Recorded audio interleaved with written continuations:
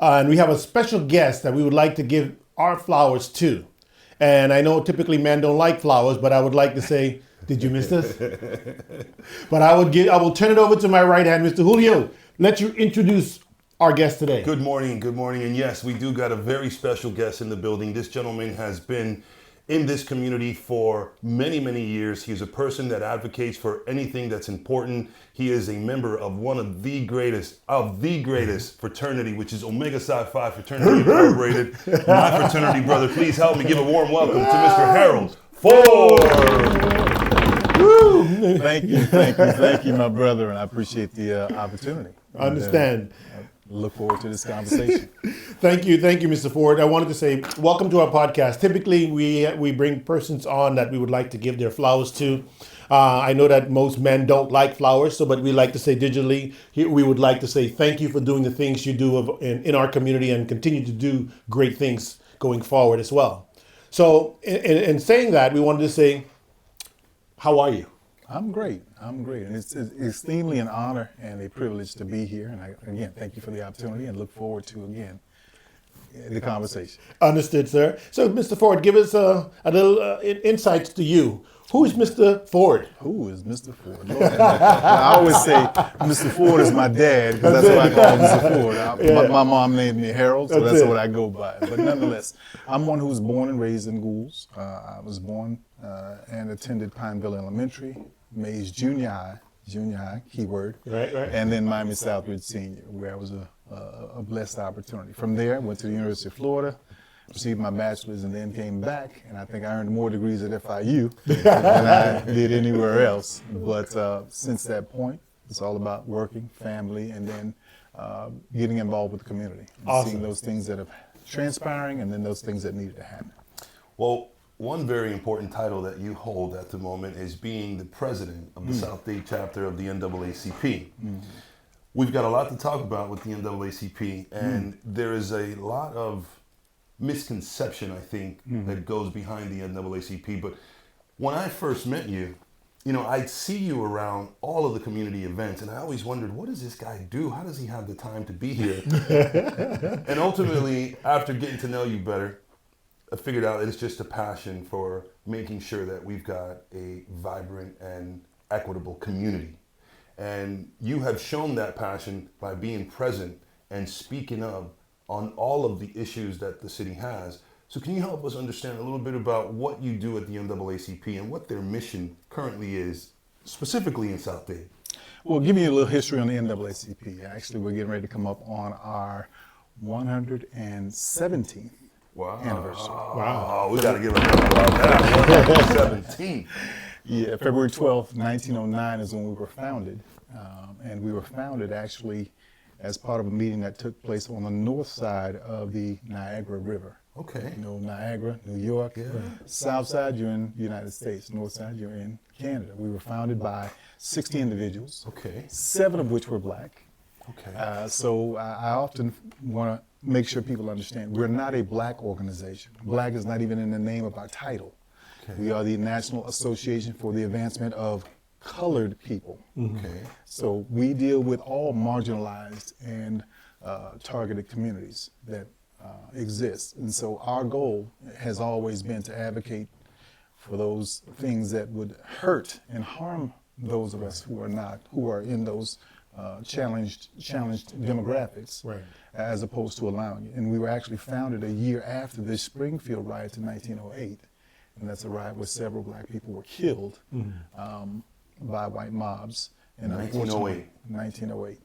And so 1909, it was with individuals like W.E.B. Du Bois, as well as a few others, that decided that, hey, we needed to build something and then move forward. So with that said, what we do here locally is we advocate for everyone, even if we fight for everyone, even if everyone's not fighting alongside us. So our goal is not self-centered. Our goal is always to do what we can for the community.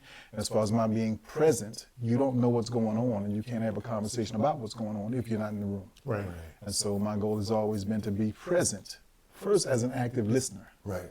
Because through listening, you learn what's going on, and then you formulate your strategy on how you need to proceed moving forward. Very well said. That's just a snippet. Right. So how do you guys create your agenda, or how do you determine what are some of the important issues you're working on today? Would it be jobs? Would it be housing? Because you said you live in Goulds, right? And I'm sure you've noticed over the past 5 years, there's been an explosion in terms of new development from 200 Street, 216, all the way down to 296, which I think it's an overkill. I agree. Right? Yeah. And I believe that there is a lot of inventory that's vacant at the moment. So for those that are maybe renting properties, and you're somehow thinking, why isn't my property renting the way it had been in the past? It's because there's so much more inventory now that people have way more options to go, find housing. And, this housing, when you're a person that says, should I go live in an efficiency, because the rents are extremely high, or should I go get a brand new 2-bedroom apartment? Those options are there. Right. Now, are they affordable? That's a question. Right. That's a question that you guys can ask me. Right. Well, as far as our marching orders, it comes in multi-levels. In other words, we have a national organization, we have a state, we have regional organizations, as well as state, and then we have our local branches. And I got to correct you on that. When you say chapter, my former state president will get at me if I don't correct correctly. So I'm trying to keep my slate clean. But no, we do get our orders sometimes from national, regional, state, and then here locally, depending upon what's going on. And right now, one of the things that we're really looking at and focusing on is, since when the state legislature is in session, we're monitoring what's going on, and we should be sending out, if it hasn't already gone out, our key legislative agenda from the state perspective. Because again, and one of the things I've talked about, and that's not a part of that agenda, but where they change the method in which they create or generate the numbers for our driver's licenses and our state IDs. That has been manipulated. That has been changed. So now if you go to renew your driver's license, what happens? Your number automatically changed, but it's not updated with the supervisor of elections. Okay. So that can impact voting and those that are getting ready to vote this upcoming election. So I need people to be mindful, and I'm always telling that quick story. But getting back to where we are, I was just at a meeting last night where they're talking about more development. Right. I am not an affordable housing person. I'm an affordable home ownership person. Right. And I think we empower families and we help create generational wealth when we allow them to have the opportunity to purchase. Right. Not only that, but this happened to be a school-based conversation, and I made it clear in that meeting that when people are allowed to purchase, they also pay what? Property taxes. Correct.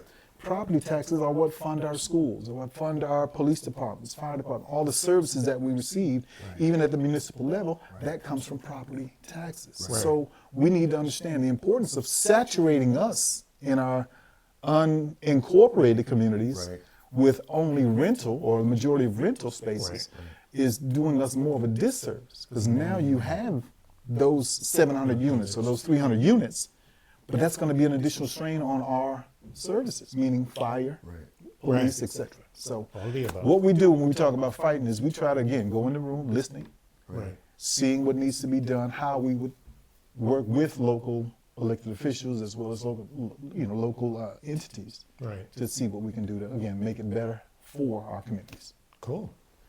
Yeah, and that it seems like we're always getting the crumbs down in the deep part of South Dade, starting back from when we were supposed to get the Metro Rail all the way to Florida City.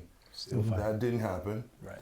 Now we've got all these new development units that are rental units, which, like you said, keeps us from being home owners, so we can build generational wealth.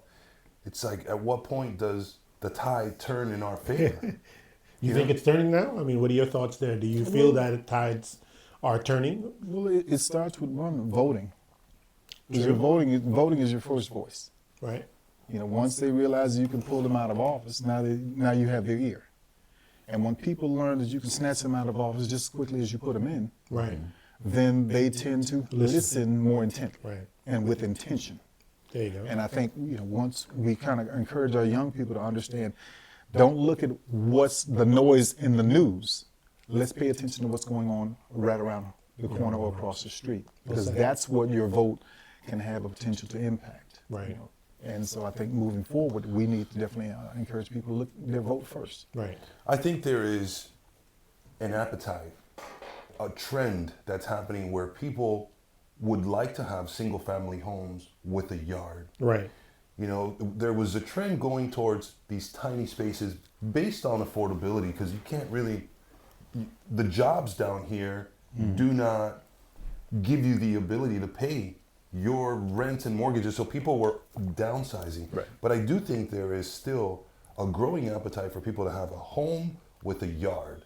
So we are going to be the place that people are attracted to, Right. and soon people will be paying a premium to come live in Homestead, where people back in the day would say, "Oh my God, you live so far down away." south," and I'm like, "No, you No, guys it's are the a ones that little live out far of north." out of bounds. But what Same distance. Right.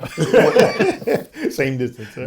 what I'm trying to advocate for and create is a city within a city where we do not need to go up to metropolitan downtown I agree. and Miami-Dade County. I want us to stay here, but to do that, we got to attract jobs. Right.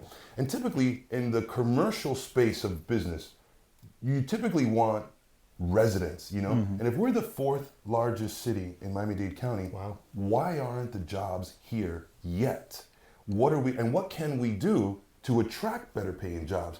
And there could be a number of reasons. Okay, we're not close to an airport, or we're not close to a beach, or there could be a variety of reasons. But I know that if the talent pool is here, because obviously I know the talent pool is here, because you jump on the turnpike at 5 in the morning, everybody's driving up north. You'll feel it. So if the talent pool is here, why can't we attract better, higher paying jobs in Deep South Dade? Well, again, it's a matter of priority. And the people that we put in, usually think about it, it's normally people with money or with wealth that are normally running for these positions. Yeah. So they're protecting themselves. Because remember, South Dade was always farming Right. for the longest time. And who controlled the farming were the very people that were in elected office. Got it. So they're not going to compromise. It's like right now, when you have one administration pushing for green jobs that are going to create new jobs, new opportunities, as well as protect our environment, the people that support, quote unquote, the oil industry don't want that to happen. Right. Why? Because it's going to kill what they have. Yeah, and the sad part about it is we have hybrid vehicles, which run on both. Right. So yeah, you'll lose a little less oil. Right. You use more battery powered or cleaner energy, but that's not even I guess an acceptable mediation for some, because again, they want it all. Right. And when we look at South Dade and what's going on, and me being here all my life and seeing and hearing and monitoring and just watching, I noticed how, again, you have certain individuals that are protective of what they want. Right. That's why even when I spoke directly to the developer last night at that meeting, I made it clear, I'm not a fan of home affordable housing. You need to be empowering families, but every development that you talk, even with the 700 units that they're getting ready to throw up, not too far across from the Metro Rail. Right. Well, not Metro Rail, I'm sorry, the rapid bus. But you know, we have a problem where people are protecting themselves and their priorities and not focusing on the benefits for the community. That's why we don't. We should have a convention center in South Dade. Agreed. With all the land that we have. Agreed. But we don't have it. Why? It's not a priority. Right. So let me segue into another topic, because you've also spent a good part of your life as an educator, right, in the Miami-Dade County public school system. Families, the majority of families want their kids to go to great schools, right? So when there are great schools in your community, you attract higher wealth. You attract wealthier people to come into that community. Right. So a lot of times you'll hear people talk about, you know, Palmer Trinity. You'll hear them talk about Columbus, Belen. You hear them talk about Westminster. Do you think that we are making progress in the school system in Deep South Dade? Because we do have some A schools down here. Right. I'd like to see those promoted more, and I'd like to see those at the same level of some of these other schools I've just mentioned. But do you think we're going in the right direction when it comes to our school system? Well, we have a number of schools that exceed Yeah. those private schools. I think, but one thing foundationally I need everyone to know and understand, education law in the state of Florida. There's a book, Education Law. Okay. It's 1,330 pages. You got them down to the page count. That's right. Now, interestingly, charter schools only have to follow 93 pages Whoa. of 1,330 pages. Private schools only have to follow 11. So And private we don't know- schools are and- not regulated, but, or I don't They- want to say not regulated, but Well, what happened is they feel that if people are paying tuition to come here Right. and not getting any government subsidies, then they shouldn't have to follow all of that or be held to that same standard. Standards. But if charter schools are receiving subsidized funding or federal funding as well as state funding, then they should be able to follow all of the law. But that's not what the situation is. And in many cases, you're not on a level playing field. You want public schools to follow the complete law. Right. and you're charter giving- schools. No. Do you charter want schools charters? only- Do you, if Yes. there's going to be a level playing field, charter All and schools public. receiving public funding should follow the same set of guidelines. Right. Not only that, but you give a lot of waivers. People don't know. A lot of charter schools have waivers. They don't have to do class size amendment, which means you got smaller, Right. smaller class sizes so the teachers can teach more effectively and students can get more personalized attention. You have waivers where they don't have quote unquote certified teachers in many respects. And I just learned recently, those 93 pages don't even require charter schools to teach your child to read. What? So if you're not held to the same standard, but yet you're drawing, and right now I think it's about between 13 to 15% of students across the state of Florida attend charter schools. Right. But the goal has been to privatize education without any oversight. And see, my thing is I just want everybody operating on the same playing field. I just want my kids to be educated at the highest level. Right. Ultimately, you want your kids to get an education so that they can be good in the society that we're living in. Right. I agree 100%. So you think the charter schools have, because in the free market, if you're not providing a service, then the adults will just say, well, I'm taking my son out, I'm taking my kids out Elsewhere. of school. Because I don't feel that they're getting the appropriate education. Do you think that it takes too much time to understand that the level of education may not be, because it's hard to compare. How would you understand if we've got our children in this school compared to this school, you truly wouldn't understand what that level of education is until you start to see the feedback from your kids. Well, what I've learned is there have been a number of charter schools that, and I'm speaking here, Miami-Dade County, Right. where their children have left the charter school, gone went back back. to public school, Right. and have been behind. Okay. So you can paint the picture on the wall as rosy as you want it to look and or appear. The proof is in the pudding. But you say, well, if a public school has 2 years of failing grades, then the state's going to do this, that, or the other, Right. or close it down. Right. But you don't say the same for charter schools. You had Jefferson County in the state of Florida. It's a northern county where the charter school management companies targeted that county, and eventually they were allowed to shut down the county of all public schools, make the entire county a charter Wow. district, Right. and then 5 years later they gave it back because they could not Right. get the results that they thought they were going to get and didn't realize the challenges. See, public schools are not easy when you got 1,330 pages of law to follow. Right. Not only try to remember all that stuff, but that's why I say you level the playing field, you really get, and not only that, but if you get the best kids coming out of public schools, going over to charter schools, all they have to do is manage them. Right. From my experience, I think, from what I've seen, charter schools don't always have the same level of sports. Right. They don't have the same level of sports because, you go to public school, if you play football, baseball, basketball, you're looking out for that all-day team. That's the standards and those are the goals of the athletes that they're trying to get to. But I don't see that same level of commitment when it comes to Academics. charter schools. Well, but they are allowed, even if you go to a high school, not all high schools in Miami-Dade County public schools have sports teams. Right. But if you want to play sports, Right. you're allowed now to go to any high school that has a sports program and play sports. Right. Charter schools have that same freedom as well. charter school students have that same free money. So what is day to day for you? Between text messages, emails, but no, and because my daughter's now a first year student at Miami-Dade College, Right. So I kind of support. Thank you. I support her. Drop her off, pick her up. And I'm her. I guess you could say her chauffeur. Yeah, right. And, but between all of that, I'm generally responding to text messages, emails. I may have a few meetings on the agenda. Okay. To go and attend, and then I'm always again checking the news, seeing what's going on, what has changed that might not have hit our radar just yet, so that we'll know exactly how we need to move.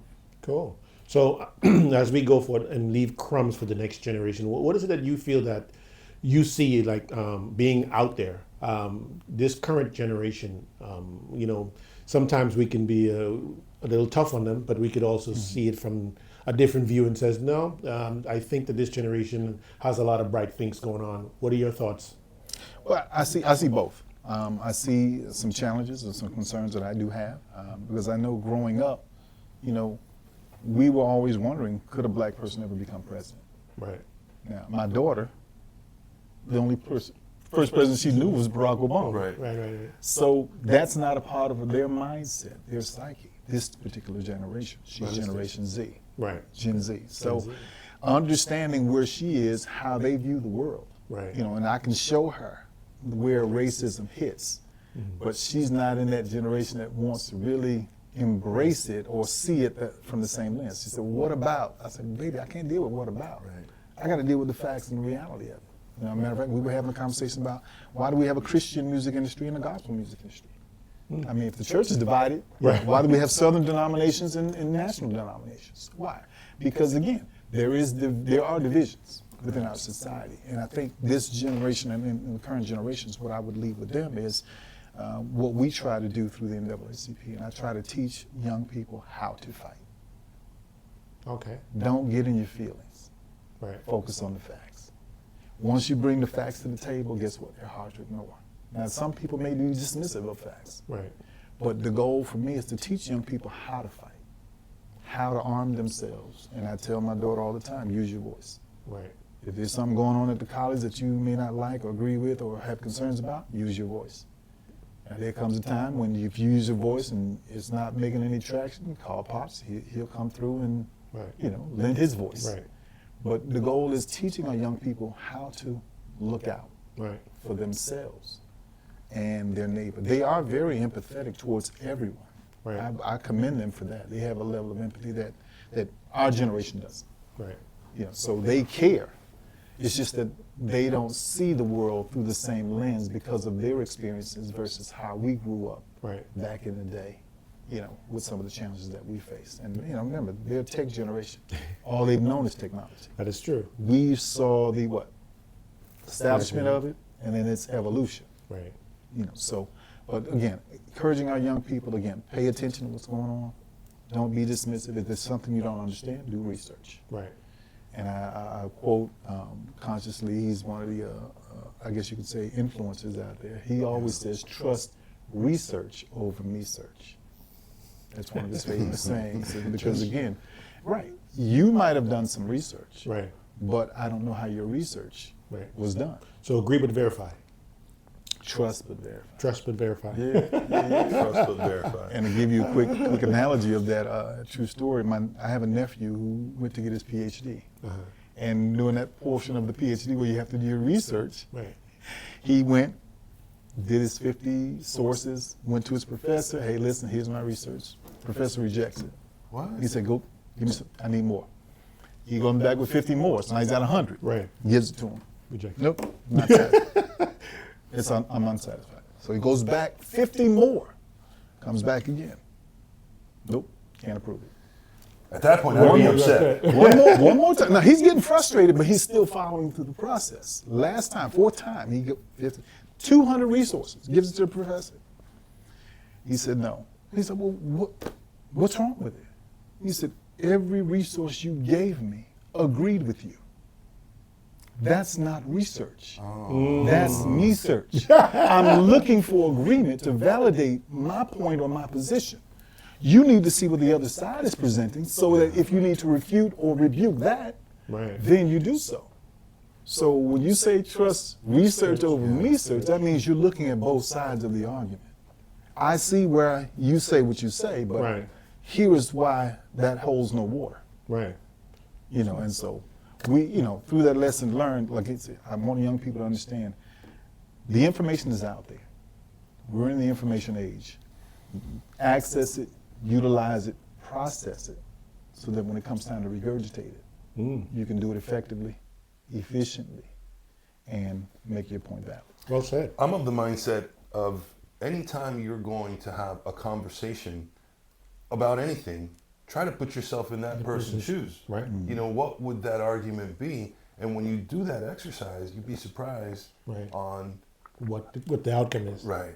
Sure. So, so are you a guy that's the glass half full or half empty? I like a half full glass. Well said. Well said. Harold, I'm a proud member of the Zeta Nu chapter of Omega Psi Phi Fraternity Incorporated. Awesome. Now, them brothers there are active. They are active brothers, and they are doing a ton of work in northern Miami-Dade County. I mean, I commend them for what they're doing because they take care of not only other organizations, but the work that they put into the community that sometimes goes unnoticed, you know, but they're doing things for Thanksgiving, they're doing things for Christmas, they're doing cleanups throughout the county. They're doing so many things. What is your chapter doing, and how do you find the time to be active in your chapter of Omega Psi Phi Fraternity? I mean, likewise, we do similar, we have similar agendas. You know, I mean, we're valid doing Thanksgiving, Christmas, as well as doing cleanups. Matter of fact, our cleanup area is US 1 between 268 and 280 streets. So we clean up that stretch of US 1 of trash and things of that nature. But one of the things that we also do is we try to make sure we're building and checking on our senior brothers, making sure that they're okay. Where anytime there's opportunities, for example, at the political forum, you know, we try to do what we can to help and promote and make the community aware of what's transpiring. And then we also have our youth mentoring group, you know, OIP, where the brothers are really pouring into young people, you know, and giving out scholarships and doing what we can to really support them moving on and developing into great young men. Right. You know, one of the initiatives I'd like to see, specifically in the city of Homestead, is I've got a neighbor that lives down the street. I believe she's 94 years old, lives alone, she's widowed. She can no longer take out her trash. You know, her kids don't live here. Close, She doesn't cook. You know, so all of these services that somehow that elderly person is no longer able to do, I think there should be a database where their family members can fill out and say, okay, mom doesn't cook, mom doesn't drive, mom can't take out the trash, so that the city could understand who those people are, and if they could carve out a budget to somehow provide assistance to these people. Because if not, you got your garbage, you know, piling up, and you got the little gnats that start coming through, and then you get rodents, and you get all kinds of other things that start to happen because of a simple just pulling the garbage out to the front yard. That's called knowing your community, right? Right. And if there's a storm coming, you know, does this person need transportation to a shelter? Right. Does this person need some help, some assistance on putting some storm panels on her windows? So I think that's a very easy way for the city to have a list or a database of who these people are, and somehow try to carve out some funds allocated to that elderly community. I'm sure they, as they watch, I mean, how to make it better. Yeah. You know, live better, do better. I agree. Any final words that you'd like to leave with us regarding what you have going on and any upcoming functions? I mean, obviously, you'd like to travel. Is that something that's in your wheelhouse of things to do? Or Always. considering this temporary cold weather, what are your thoughts there? Well, you know, we have a Black History Month tour that Okay. we're going to be doing last Saturday of this month, where we're going to St. Augustine, Oh, okay. visit the oldest Black city Right, in America. Right. And so going there, on the way back, we're going to be, there's a couple of places we're going to visit while we're there doing it. It's a one-day tour. Okay. We just came from St. Augustine the other day. Yeah, okay. It was a chaperone with my son's school. Right. Okay. It was a one-day trip, so we left at 4 in the morning. Yeah. Got there 6 hours, hung out there, and came back. I was exhausted when I came back. You like the bus ride? Was that better? The bus was cool, but the way back was tough. It was a tough ride. Those chairs get to you. Yeah, so we're doing a bus tour, Black History Bus Tour. Right. And, Okay. part of our tour, we're going to make sure, and I made it clear that we got to hit a soul food restaurant. Right. So Gotta that we eat make good. sure That's it. we feed the people, and That's it. everybody get itis, and it goes back. That's it. Let's talk about But in college. addition to that, we got our national convention. It's Right, going right. to be in Chicago this year. Ooh. So I'm going to Chi-Town. Never been. Yeah. Wanted to go. Just never. during this never time of the worked year. I myself. mean, when It's is it in happen? July. July. Oh, okay. July Summertime. 18th, Sorry. middle of July. So we'll be Okay. out there. I guess it's warm at the time. I would It assume. better be. That's all I know. It better be. Better I'll be, never go right? back. No. One and done. Huh? Yeah. So, but outside of that, we're always looking at memberships, and I tell people, I don't need your member. I need your manhood. I need your Right. your Right. hands. Right. I need you to your Get in. commitment to come in and get your hands dirty. So whatever we can do to help, we're here. Our website is southdade.naacp.org, Right. and I'm always available. I'm a phone call, text message, email. All of you. Well, you'll be back. I'm sure That's you'll right. be back very soon. Okay. So, Mr. Ford, we appreciate your time today. We sure do. It's been a true pleasure hanging out with you, and thank you for blessing us with some of that knowledge. That's right. Thank So, you. guys, as we wrap it up, we want to say thank you for watching.